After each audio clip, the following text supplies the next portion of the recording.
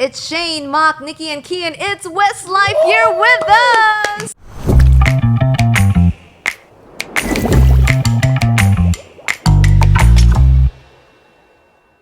How you doing? It's a very, very special podcast episode, and we're so happy to have the guys here with us. Thank you for taking the time, guys, Thanks for having us. sitting down, and we're going to talk a little bit about mental health. Let's chat a bit about the fame. I mean, you guys have been in the spotlight for so many years. At the height of the fame, I mean, it must have been fantastic, but at the same time, I'm sure there were times where it's been difficult to deal with. Can you all talk us through it? Does anyone want to start? Nikki, you want to start? Yeah, I mean, what's first? I think what we should say is the great work that people around the world have been doing with mental health. More recently, or particularly, I guess, in the last 5 years, probably. Yeah. Mental health has an impact on everything. You know, how you behave, how you think, and whether it's alcohol abuse or, major depressive disorder or obsessive compulsive disorder. There's so many different ranges of mental health, and it does affect people in many different ways. But I guess when you look at ourselves, the fame is something that not many people get to experience. Yeah. So that brings a whole new world of challenges with it.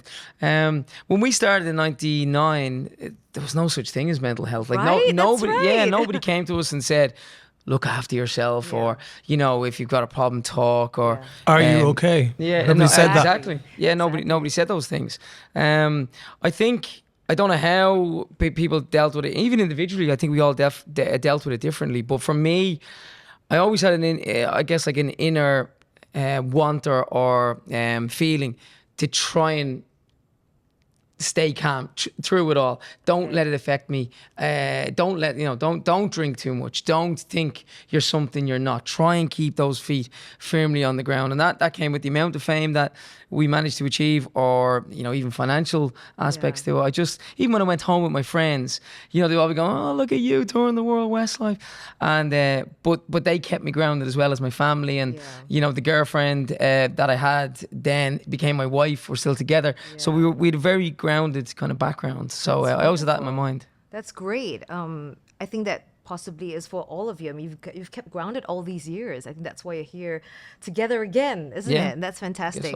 So. Mark, you've previously spoken about being in a pretty dark place. This is before you came out. How was that like for you? Did you feel... I know it was a very, very lonely time, and you possibly felt you could not, turn to anybody. How did you deal with that time, and how are you now? Well, first of all, I'm great now. Honestly, like the best I've ever been, because I feel like I know what my values are. It's become more clear than ever recently. I think a lot of people have gone through that. Something about the pandemic, sorry to mention it, but something about that brought immense clarity to many people. I'm fantastic now. I've got a little daughter who turns 3 today, actually. So we'll have to celebrate that when I get home. But and like genuinely in terms of my personal life, I just feel much clearer. The clarity is there. And something that, somebody said to me not that long ago, it was to do with values and to really sort of follow your values and chase your values and the things that you value in life. And that's really been very kind of important, sort of bit of an epiphany or whatever. But like going back, I think anybody, it's not just me, but anybody who's in the closet and, dealing with their sexuality, it's a very lonely place, no matter where you are, whether you're in a boy band or whether you work in an office, or you could be a young teenager, you could be a 40-year-old person. It's a lonely place. And, when I said I was in a dark place, I certainly was. What I mean by that was, it's a very dark idea to not be able to be yourself, I think that it's underappreciated to walk out your front door and to just feel like the you that you're presenting to everybody is the real you, It's probably something that obviously, thankfully, it should be this way, but people take it for granted that you can just walk out the door and be yourself.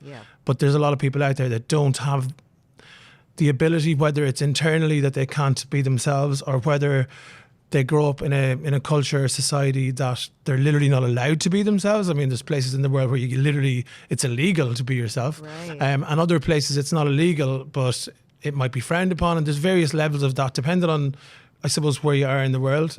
Even within one country, in the cities, it might be more accepted, and out in the rural parts, you know, it could be the opposite to that. So there's a big spectrum of situations that you can find yourself in, but all of them are dark, you know. So when I said it was in a dark place, I suppose the best way to describe that was it was circumstantial, and it was because of a situation that I found myself in that I really didn't want to be in. It was very uncomfortable. Right. And the simple thing of waking up and being yourself, it might sound just like quite a soft idea, but actually it's the core of who we are as humans, you know. And so when that's suppressed, whether you're suppressing it yourself or suppressed by everyone around you, I think of course it drains you of that magic thing that we all have, which is just loving life, you know. And it can slowly wear you down over time. And so the best thing that ever happened to me was I came out, and I learned very quickly that coming to terms with my sexuality and then telling everybody about it and being myself was the best thing that I've ever done. It was the beginning, really. I feel it was the real true beginning of my adult life, I suppose. And yeah, sorry, I know I've kind of put a long answer on the question, but no. This is a pretty deep podcast. Yeah, I know. Well, I'm so happy that you were able to get to that point where you could come out, and you're in a great place now, which is fantastic. Yeah, and that's the most important thing. The message really is that, yes, I was in a darker place before, but hopefully anybody who observes like my journey through that will see that, you know, there is a major light at the end of the tunnel. And if you can bring yourself to, you know, process it and get through it and come out the other side, literally, you know, it can be a fantastic and a happy life, you know. Oh, that's a great message, and I think a lot of people are going to be feeling that one. You're all dads right now, and did I read this right that you have collectively 10 kids between all of you guys? This is insane.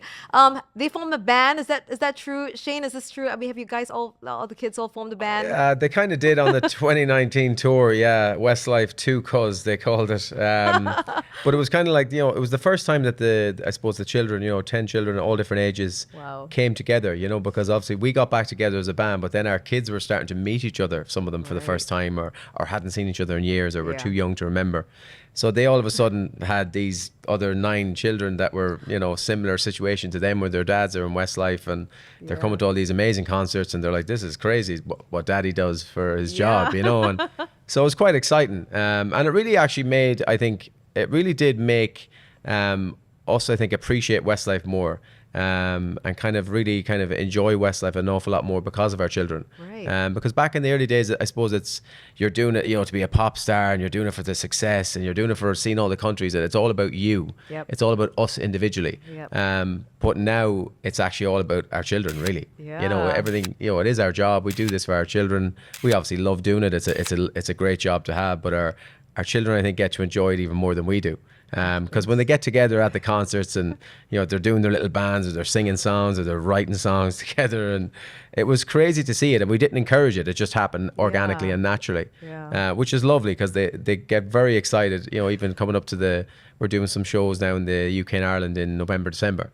So they're all excited, asking, oh, what shows Rock we're going to, or what shows, you know, Layla going to, or whatever. You know, it's all about meeting each other at the gigs. The sad part. The concert is the second part. The sad part of it now, Gene, is, you know, we probably give the exclusive, is that band has broken up, actually. That Westlife 2 Cuz. They haven't done anything since. No, they've and obviously COVID didn't help the lockdown, but yeah, the reunion will be interesting when they all get back together. Oh my gosh, I was just gonna ask about like how the dad life has made your mental health better. Kian, would you like to jump in with that one? I mean, like, I think when you have a child, the first thing that kind of happens to you is that you realize, oh, right, this is what life is about. You know, prior to having children, you're all about yourself. You're all about the things that you're doing in your own life. And then when a little one comes along, and I'll never forget the first day when I, you know, set eyes on my first little boy, and he opened his eyes and looked directly at me, lying on his mum's chest. I think that's the moment that changed my life forever. So, you know, and everything about yourself becomes secondary, and everything about what's going on with your children and your family life becomes the primary thing. And I think for me, I'm sure for all of us, you know, doing this job in particular, you know, it kind of makes it better when you have children because you know that you're doing something for them and to help them with their future. And you know, we've obviously no idea what's down the road for any of us, Right. And I think sometimes looking too far down the road can be a negative thing, but It's frightening sometimes too. Right? it is. It's very frightening, you know. So you've just got to try and live in the moment as much as possible, and you know, use the power of now as the main tool in life, and you know, enjoy your children for what they are. Let's say if you're all not feeling in a good headspace, you're feeling a bit negative. What's the first thing you do to get yourself out of that rut? Nikki, you want to start? It's an interesting question, I guess. It depends what the issue in my head is. Okay. I mean, for example, if it's parenting, you know, my dad's not with us anymore, so sometimes, depending on what's going on, you kind of think, Dad, you know, if you're up there, you know, what the hell do I do now? Right. The wonderful thing about being a parent is, and the challenging thing is, you know, when we were kids, you know, I'm sure it's the same for us all, our parents made everything all right all the time. Yeah. And when you grow up and you become a parent, you realize that your parents were actually making it up as they were going along as well. They were winging it, Yeah, right? yeah, and who doesn't? So that can be quite a scary moment when that realization sets in, and you think, shit, like, you know, what would they have done then, and what will I do now? So because it's, you know, different challenges present themselves all the time. Right. So yeah, I mean, I suppose if you just want to leave on that one, I guess talking to my dad, you know, I don't get very many answers from him actually, but certainly So talking to him, one-sided going, conversation a bit. don't whatever you do, Dad, don't let me down this time. That type of stuff. Okay, what about for you, Shane? I think talking to my wife she's kind of anything, even if it's what I have on the menu. If I'm struggling with that mentally, You to actually do that with decide me when you're traveling. to decide what I'm having to eat. But yeah, no, I would talk to Gillian about like literally everything. If I'm having an issue or having a problem, she'd be the one person that will always give me the honest answer, even if it's not the right answer I want to hear. You know, even if it's like telling me, you know, you shouldn't be doing that, or no, that's not good, or let's do this or whatever. Right. But yeah, I do that. But like, just from a physical point of view, if I'm feeling down or if I'm feeling a bit like in a negative place, I'd probably go to the gym or go for a run or try and just run it off. Yeah. And see how I feel, because it's amazing. It's amazing how you can literally be in the gym or sweat it out or go for a run and feel positive. You always feel positive after going to the gym. Isn't it's that a fact right? of life. Yeah. You have to move. No matter what you just do have in the to gym, move. even if it's just, you know, 20 minutes, or go for a walk. Look, it's important to say it doesn't fix every problem, okay? I remember discussing this before on a radio show back in Ireland, and, you know, everybody will bang on about going to the gym because it releases good endorphins, and it does, and that's proven. But it doesn't fix every problem, so it's important to mention that. But if you don't do it, you're certainly not giving yourself the best chance, you know? So if you can do it, absolutely true. I actually heard something as well on a podcast recently. It's this woman was talking about something. It was actually to do with mental health, and it was to do with sports psychology and different things. It was a rugby player or something. But this woman was saying that even if you're not feeling great, if you pretend you have a pencil in your mouth and you try and hold on to it. So but if you smile, if you just We're go, all doing that now. Listen, now no, you're all doing but that. if you basically just smile, smile. It releases stuff in your chemicals in your brain that crazy? gives you happy thought. But if you're like going, oh, I'm feeling really down, and you do that, you actually feel a little bit happier. Yeah, just for right? a second, but you do feel happier. Have you heard of laughing yoga? Yes. We did it. We did laughing so yoga. I did it weird. on a radio show. Did you do it? Like that obviously I used to be a part of back in Ireland. We did it. I didn't believe in it. I thought this is absolute baloney. Right. And So this girl show came on. me a bit of it. What is it? She's from America. So look, I'm not qualified to do it, but she literally went, so start laughing. So That's so weird. and you keep it going. And what happens is if you look around, everybody is laughing. And the more you do, you end up actually really laughing. Because Right. obviously we're not really laughing now, we're forcing our I laughter. was laughing. The more you do it, you actually start laughing. And you don't know what you're laughing at.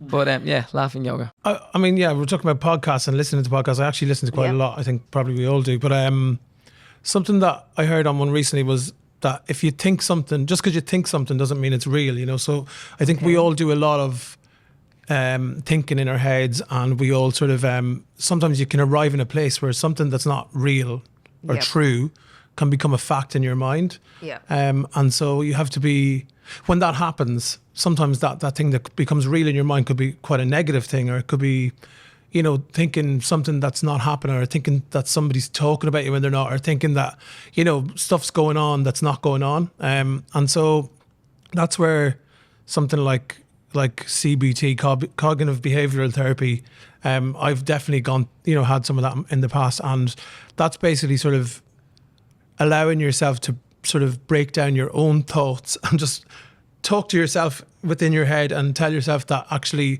I'm kind of thinking this, but is it really true, or am I kind of making it up in my head through either paranoia or just whatever, you know? I think, you know, the point being that we can have a chat with ourselves about the stuff we're thinking, and break it down a little bit. And if you have unhealthy thoughts, or whether it's paranoia or whether it's whatever it might be, that if you can recognize and feel those feelings of, it could be anxiety or whatever coming in, you can recognize it and you can sort of take a deep breath and you can try and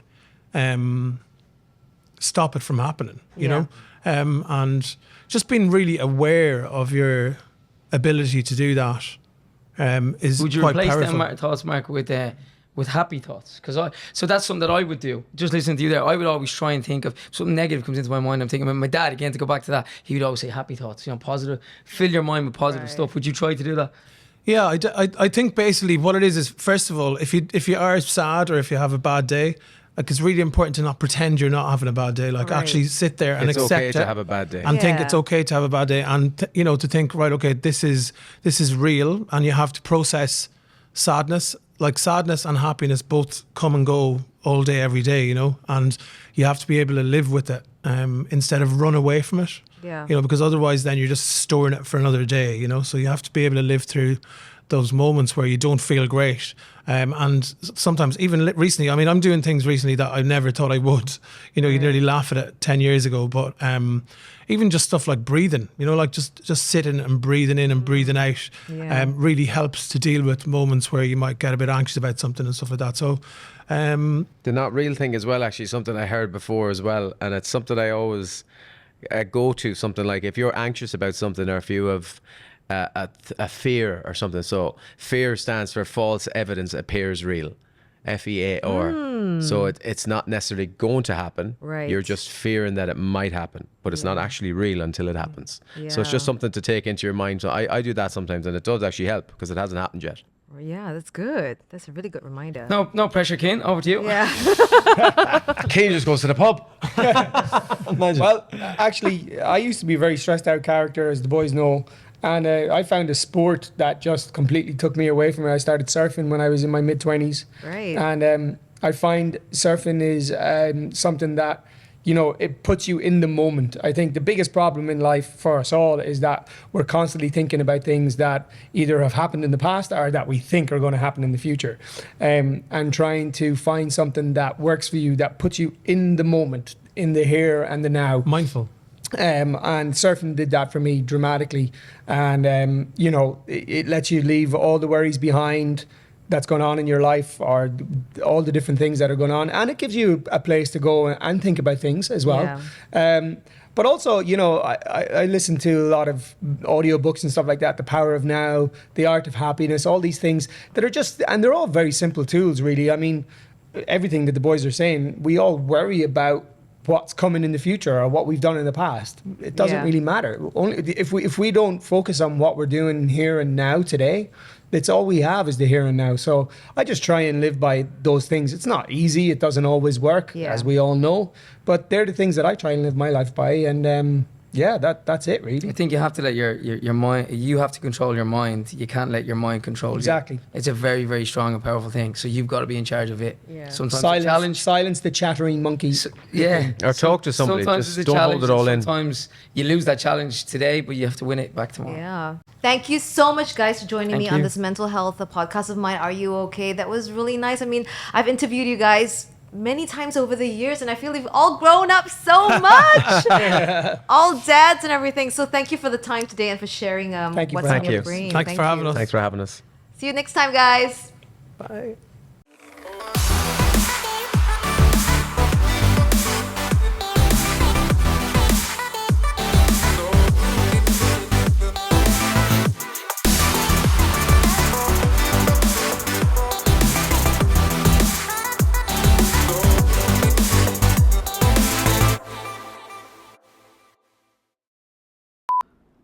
I couldn't even do it. Wow. I could not even do it. It was hard. I know this is deep and this is kind of intense, but yeah, that was my life for a long, long time.